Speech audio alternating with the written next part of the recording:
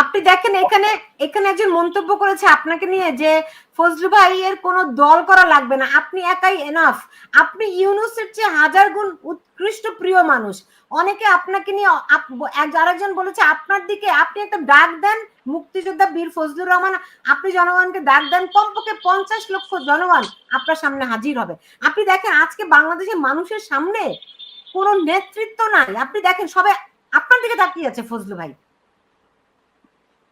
এই কথাগুলো আমাকে বিভিন্ন অবস্থান থেকে, বিভিন্ন কর্নার থেকে, দেশে বিদেশে থেকে বলা হচ্ছে। কারণ একদিন আমি বলেছিলাম যে যদি দেখি মুক্তিযুদ্ধ সর্বশেষ সত্যই অস্তমিত হয়ে যাচ্ছে, আমি বলেছিলাম, তাহলে আমার সামনে একটা মাত্র পথ, মৃত্যুবরণ করা।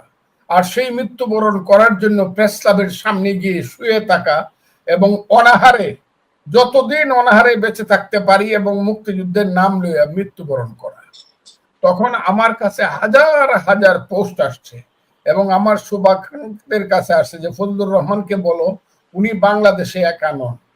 মুক্তিযুদ্ধের জন্য যদি উনি প্রেস ক্লাবের সামনে যান, উনি খালি একদিন বলবে যে আমি অমুক দিন ওটার সময় যাবে, উনি লক্ষ লক্ষ লোক ওনার চতুর্পাশে দেখতে পারে মরার জন্য অথবা জয়লাভ করার জন্য। এই ছেলেপেলে কারা কারা যারা দেখেন মুক্তিযুদ্ধ আমাদের জাতিগত কোড, আমাদের অস্তিত্ব, আমাদের ভিত্তি, আমাদের সবকিছু এইখানে। এই ছেলেপেলে এরা কারা যে তারা বলে তারা মুক্তিযুদ্ধ মানে না?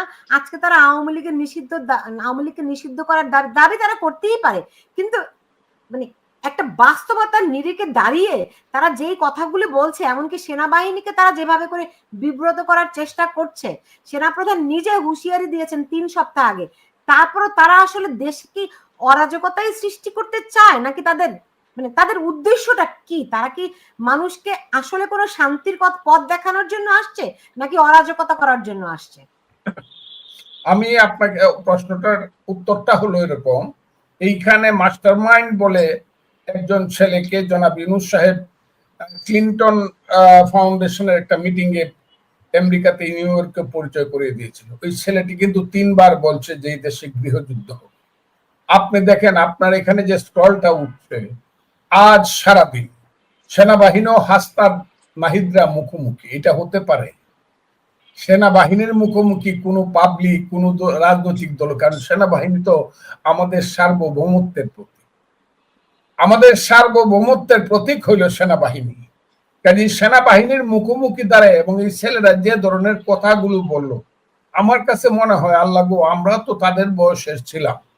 এমনকি আমরা কিন্তু যুদ্ধ করে আসা, হ্যাঁ, হাজার হাজার মুক্তিযোদ্ধা যারা একসময় ছাত্র রাজনীতি করতাম। আমি যখন ছাত্র রাজনীতি করতাম তখন একটা ডিস্ট্রিক্টের প্রেসিডেন্ট সেক্রেটারি আমার পাস হয়ে গেছে। আমার বয়স তখন 23 বছর 9 মাস। আমি তো ট্রাক দিয়ে অস্ত্র জমা দিছি, ডিসি অফিসে ট্রাক দিয়ে শত শত অস্ত্র জমা দিছি, দিয়েই আমি ঢাকা বিশ্ববিদ্যালয়ে আসছি আবার লেখাপড়া করার জন্য। কলেজ, এই ইউনিভার্সিটি ক্লাসে গেছি। অধ্যাপিকা নাজমা চৌধুরীর মতো মহিয়সী মহিলা ছিলেন আমাদের শিক্ষিকা, আমাদের প্রফেসর। জাতীয় অধ্যাপক আব্দুর রাজ্জাক, বিশ্ববিখ্যাত ব্যক্তি যারা আমাদের শিক্ষক ছিলেন, তাদের পায়ের কাছে বসে জ্ঞান অর্জন করার চেষ্টা করেছি, কিন্তু কোনোদিন তো বলি নাই যে আমাদেরকে রাষ্ট্রের কিছু ক্ষমতা দাও, আমরা যেহেতু যুদ্ধ করছি। কিন্তু এই ছেলেদেরকে কি পাইল আমি বুঝলাম না। 1 মাস আন্দোলন করে তারা মন্ত্রিত্ব নিল, তারা রাজনৈতিক দল করলো, আবার ছাত্র রাজনীতির নামে তারা সমস্ত জায়গাতে গিয়ে লাল কার্পেট সম্বর্ধনা নেয়। তারা জায়গায় জায়গায় সমন্বয়কের নামে লাখ লাখ টাকা সেখানে চাঁদাবাজি করে, ডিসিএসপি ইউনু ওসিকে ধমক দেয়।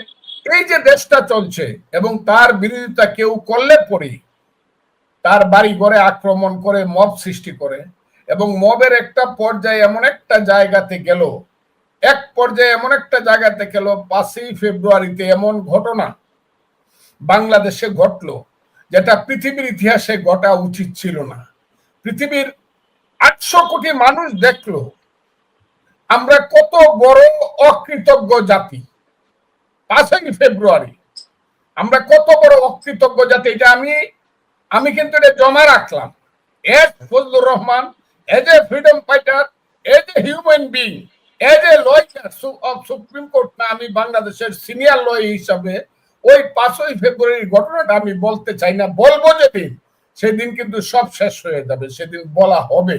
5ই ফেব্রুয়ারির 32 নম্বরের ঘটনাটা আমি আর আজকে বলতে চাই না। তারপরে যা হলো, এই দেশের সমস্ত মুক্তিযোদ্ধার স্কাল্পচার ভেঙে দেওয়া হলো। এই দেশে শেষ পর্যন্ত 7 জন বীর শ্রেষ্ঠ তাদের কালচারগুলো, ভাস্কর্যগুলো মাটিতে জানেন, আজকে বঙ্গবন্ধু সহ 400 রাজনীতিবিদের মুক্তিযোদ্ধাদের খেতাবিটা কেড়ে নেওয়া হয়েছে। আমি তো জানি, আমি বললাম তো এই কথাটা আমি রেখে দিলাম এই কারণে, this time is coming, then the time will come when I will answer in time. আমি ফজলুর রহমান যদি বেঁচে থাকি যে জিনিসটা আমি এটা আজকে বলবো না, কারণ দেশের যে অবস্থা, এই অবস্থায় দাঁড়িয়ে আজকে কি হবে আমি জানি না। আপনি তো বসে আছেন অনেক দূরে, আপনাকে এই কারণে সালাম জানাচ্ছি, সেলিউট জানাচ্ছি। আপনি আমার বোনের মতো, যদিও আপনি অনুজ প্রতিম বোন আমার। আপনারা, আমি আপনাদেরকে বলি, আপনারা এত দূর থেকেও নিজেরা চিন্তা করেন।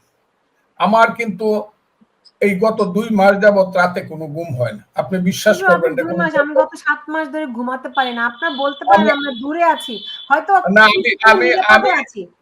আমি এই দেশে ফেব্রুয়ারি মাসের পর থেকে আমার কোনো ঘুম হয় না। এই দেশটা কেন আমরা সৃষ্টি করছিলাম? এই দেশটা তো আমাদের দেশ না, এই দেশটা তো মুক্তিযোদ্ধাদের দেশ না, এই দেশটা গণতন্ত্রের দেশ না, মানুষের কোনো দেশ না, হিউম্যান বিইং এর কোনো দেশ না।